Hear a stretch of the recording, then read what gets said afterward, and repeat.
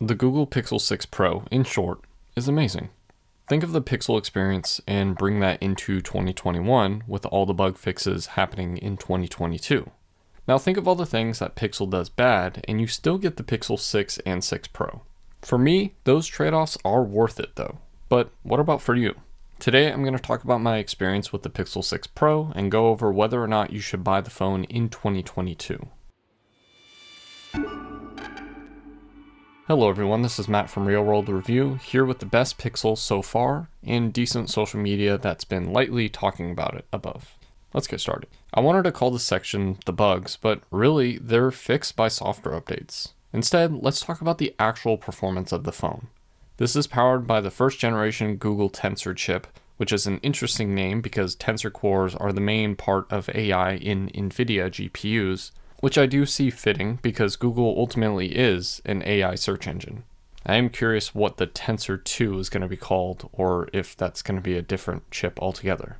Anyways, it is a fast 5nm chip paired with 12GB of RAM in the Pro model to give us performance that is a little under a Snapdragon 888 in pretty much always according to the Antutu benchmarks, but kind of goes below the Snapdragon 865 Plus in the CPU testing on Geekbench 5. With this said, GPU excels in Vulkan testing, but real usage gives you good performance with extreme graphic modes being blocked, and about 30 to 45 frames per second on max setting when you go to something like Genshin Impact. It is interesting to see, because the idea of a custom in-house chip is that it's supposed to be better than what it's replacing, but also better than the competitors.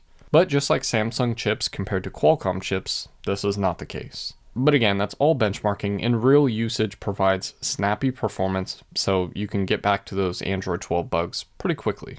What should be better though is battery life. While it's not the worst, this 5003 mAh battery lasts pretty much through the day, with 2 days of usage technically being capable, and I was able to get 3 hours of screen on time with light usage. Mind you, I did get better performance and battery life on the smaller cells found in the Samsung Z Fold 3. But again, that's really the worst of it. Day-to-day usage is snappy with almost no lag ever. Sure, frame drops happen here and there, but it's still common even with Snapdragon 888 chips. If the articles that I've read and Pixel 4 is any comparison, Google has definitely made a better phone with those software updates, but it should have been at that level in October of 2021. To charge that battery, we do get 30 watts of wired charging out of that USB-C 3.1 port and 23 watts of wireless charging, both requiring specific chargers that you can probably only get from Google, and the former not being listed anywhere officially. I've read that 30 watts is the theoretical max that this phone can take in. But when you ask Google, they just tell you to use a 30-watt charger. I don't have a Pixel stand, but when I was testing the wired charging, the max that I saw was a little bit under 24 watts of charging. Better than any Pixel before, but still took almost 2 hours for a full charge. So it's kind of disappointing actually. Also, that port does not allow for video out, which I'm not really sure why they copied the Flip 3 on that one. One thing that we do get is reverse wireless charging, and honestly, one of the best. I think I did forget to talk about this in the Pixel 5 review, but you can do reverse wireless charging on a charger, meaning that not only can you do it, but you also don't have to trigger it. It just works. Samsung devices have this option as well, but first you have to trigger it, and second, it sometimes doesn't want to work that way, telling you that you cannot do it because you are charging your phone. It's really strange, but for Pixel phones, it's actually pretty cool. As for storage, we do get 128, 256, or 512 gigabytes of UFS 3.1 storage, which is super snappy and in Google fashion, not expandable. As for the software, we get Android 12 with some Pixel-only features like the always-on display and now playing feature. Personally, I'm not a fan of Android 12. This clock is just too big when there's no notifications. It's cool, I get the idea, but we do need more toggles to disable these features if we don't want them. And don't even get me started on the quick toggles on the top, especially the horrible internet one. They got rid of the Wi-Fi toggle in Android 12 beta. Like, come on. It took like 4 betas for them to bring it back. At least we are guaranteed 5 years of updates, which means 2026 is the last year, or Android 17. Lastly, I want to talk about 5G support. Still, even being near San Francisco, 5G is okay. It's a little bit better than 4G, but not really anything spectacular. With the 5G ultra capacity that T-Mobile gives me being actually horrible in most situations. But this phone does support ultra wideband for those on Verizon, which is weird because it's not too common even today. And the Pixel 5 came with it, but the Pixel 6 doesn't. Only normal 5G. We do get Wi-Fi 6 and 6E out of this phone, if that's needed for you. With all this said, apparently there is a non-ultra-wideband version out there, but I don't think that's in America. I thought about bunching this up in the performance section because it does kind of have a weird situation. In every way, the screen is awesome, just weird in a way. We get the 1440p screen, which is very nice, and it's now gone back to the Pixel 2 XL style. It's a curved 1440p OLED display with LTPO technology, which doesn't do much, similar to the OnePlus 9 Pro. This goes to 120 Hz, and after a few updates, I did notice that it actually stays at 120 Hz more often. We are given 512 pixels per inch, and close to that in brightness, with tests showing about 500 nits. It sounds dim, but I never really had an issue with brightness on this phone, especially because HDR content boosts to about 800 nits. The screen, quality-wise, is phenomenal. It's a curved screen, which seems useless, but doesn't really bother me too much, or at least as much as I thought it would. With this said, this screen does make the Pixel 6 look like a budget phone. Personally, the screen is the main reason why I wanted to buy this phone and not the Pixel 6. One thing that does ruin the screen is not the hole punch camera. This is a tall 6.7 inch display and the camera is pretty high. No, it's the fingerprint scanner. I miss Face Unlock and wish we got at least 2D Face Unlock. To me, the convenience of Face Unlock is more important than the security from it. Instead, we get an optical fingerprint scanner under the screen. It works, but there's many reasons why I wish that they drop this next year, or this year. It's actually pretty slow, somewhat accurate, and apparently breaks a lot. Google even has a tool to fix it, but apparently it requires multiple tries, and will leave some customers with no fix at all. It sounds good, but personally, I'd rather have no passcode than try to use the fingerprint scanner. Of course, what is a Pixel review if there's no mention of the cameras? Initially, I wanted to make this its own video, but I think it's fair to sum it up in 3 subsections, talking about the camera sensors, the software, and then literally showing you what it can do. So the front camera is an 11.1 megapixel wide sensor, even though Google calls it ultra wide. It is a fixed focus, but it doesn't stop it from shooting some amazing portrait shots. It also shoots 4K video, a first for a Pixel phone, but only at 30 frames per second, while 60 frames per second is reserved for 1080p. On the rear, we get a 50 megapixel wide sensor, which shoots at 12 megapixels with no full 50 megapixel setting. However, with 2x zoom, it does feel like it's using more of the sensor and almost feels like an optical zoom. This allows for 4K video at 60 frames per second and actually looks really good, though there is some artifacting when looking at brighter subjects. Then we get a 48 megapixel telephoto sensor, one that is actually a deep 4x zoom, which in practice takes some getting used to, but it does zoom pretty far. This only supports 4K at 30 frames per second, but luckily both sensors are optically stabilized. The last sensor, yes, there's 4 on this phone, a pixel first, is the 12 megapixel ultra-wide sensor. In a world where even the iPhone has a focusable model, the fixed focus sensor is already dated, unfortunately.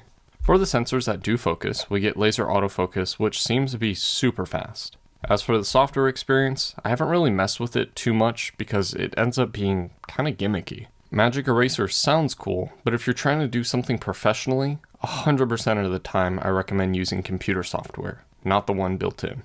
Motion mode is another blurring thing, while Face Unblur does the opposite of motion mode.